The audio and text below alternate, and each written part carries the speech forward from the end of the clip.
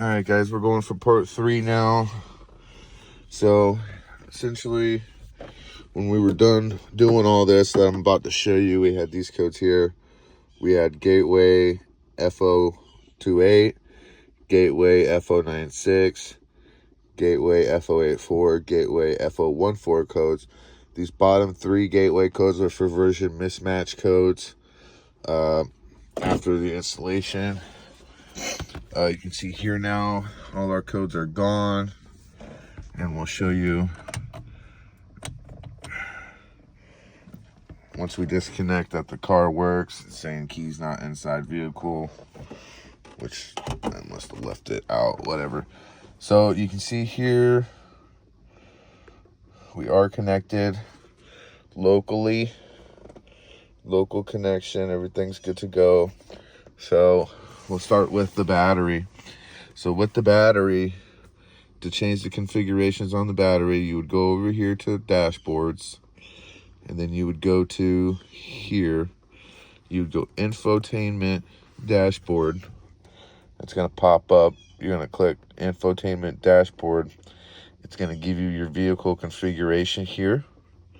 It's going to fetch the configs. We have 12-volt battery type here. I've already done this, but you would come over here, you click it, you click this, and it's going to see what type of battery that you put inside. We put inside this one, so boom, done. You save the configs.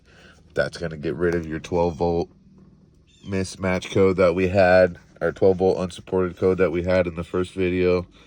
That was gone.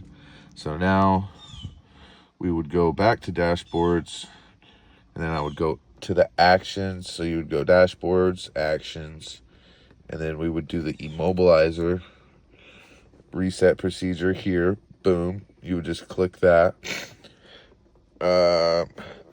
This routine can be used to reset the drive unit immobilizer to the virgin state. This unloads the code that pairs the drive unit to the security controller. The routine needs to be performed whether the security controller is replaced or the drive unit is permanently removed from the vehicle.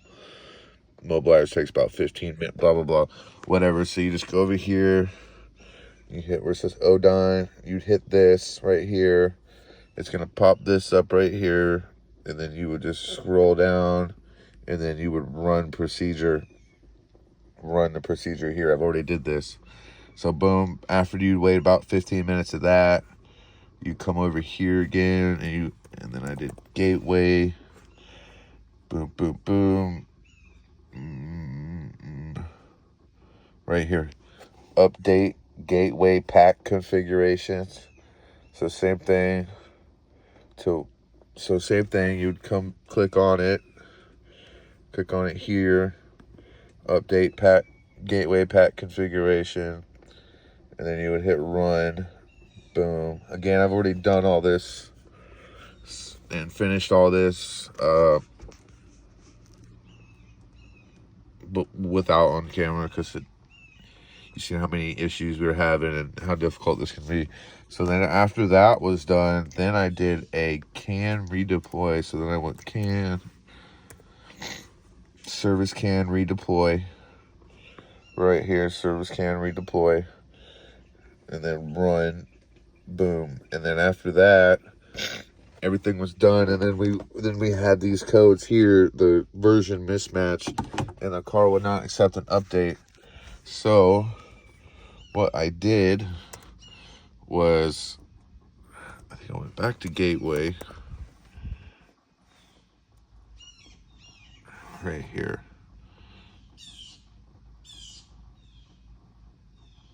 So I did the Tegra safe reboot gateway after that. And then after that, I did, what was it? Info. No, what was it? What was a kid?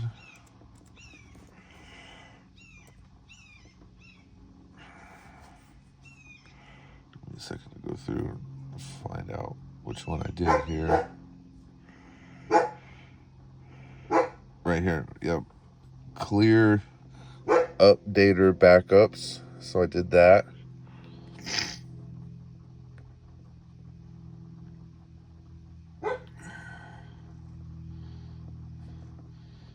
And then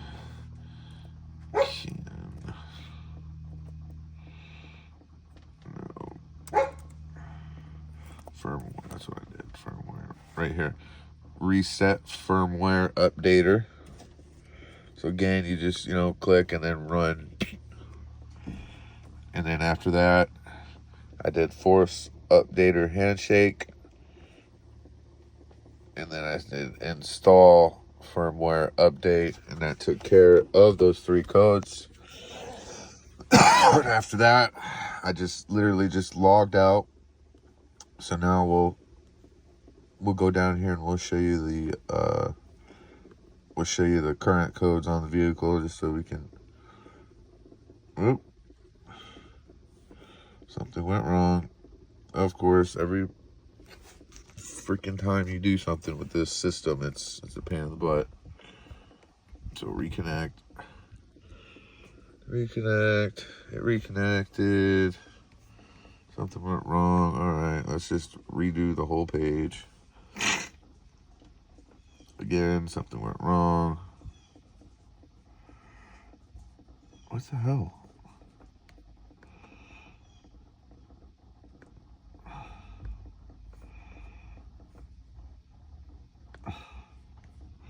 Alright, go on. Restarting everything again. Enter your VIN number. Connect.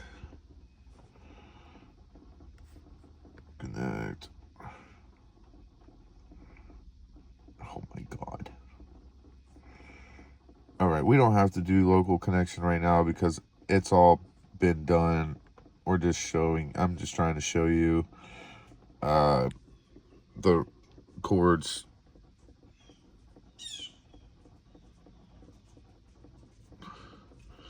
Now it's saying I don't have owner authorization no more. Oh boy. Oh, so it's expired now.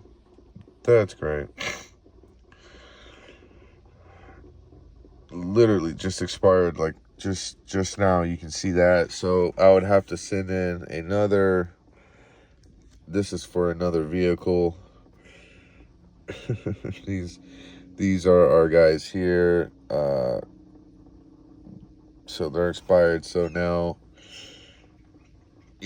essentially I was just trying to show you the codes. We've gone through everything. You see how finicky this system is and how aggravating it can be, because we were literally just in the system and it literally just now expired.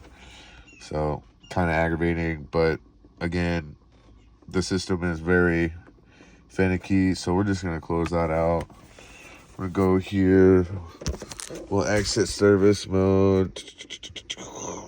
We'll find the key, which I brought inside.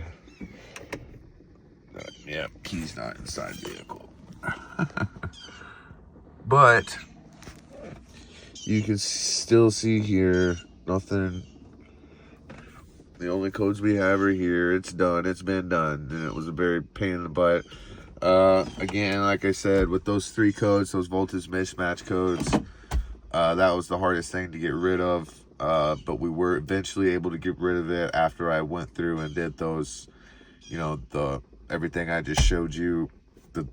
I think the most important thing was when we deleted the backup.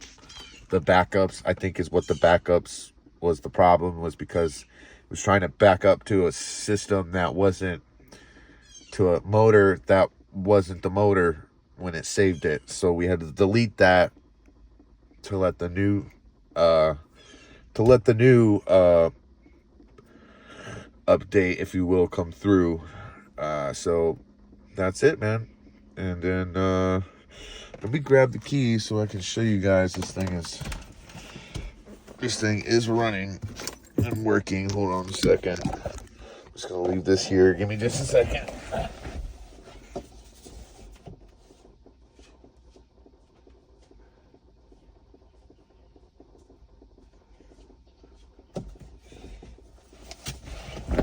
right. All right, so we've got the key here now. We're gonna put it into reverse. And you can see here, now we're driving. And we'll go back to drive. Boom. Boom. And our codes have stayed away. And we have successfully programmed the rear drive unit. And all we have are headlight codes. Which again, we are not worried about because of, that's it. Yeah, we've programmed the car. It's done. That's it. It was a pain in the butt, but we did it. Thank you guys.